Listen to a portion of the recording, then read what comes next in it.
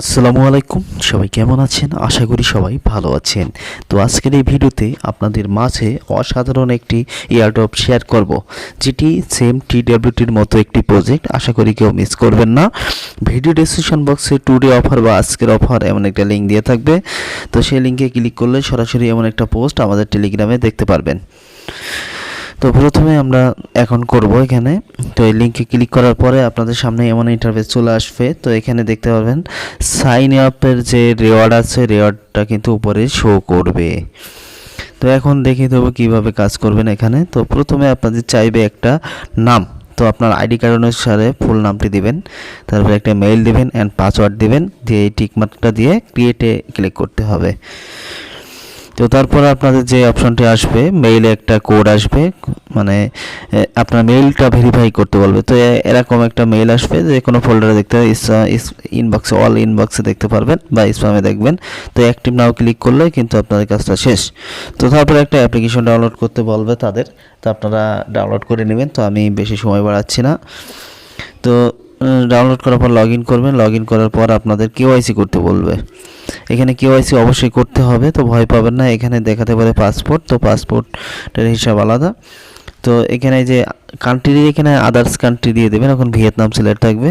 তো এখন সমস্যা হচ্ছে এই যে পাসপোর্ট লেখা আছে, তো সমস্যা নাই, পরবর্তীতে কিন্তু আইডি কার্ড এনেবল হয়ে যাবে ইনশাল্লাহ। তো এখানে প্রথমে কান্ট্রিটা আদার্স দিবেন। পাসপোর্ট, তো পাসপোর্টও কিন্তু চেঞ্জ করতে পারছেন না, জন্ম তারিখ, আইডি কার্ড নাম্বার, তারপরে আপনি ছেলে হলে মেল আর মেয়ে ফিমেল দিয়ে দিবেন, দেন কাজ শেষ। তো এখন এখানে ভোটার আইডি কার্ডের ফার্স্ট পেজ আমি যেভাবে ছবিটা ওঠাচ্ছি এইভাবে আপনারা ওঠাবেন।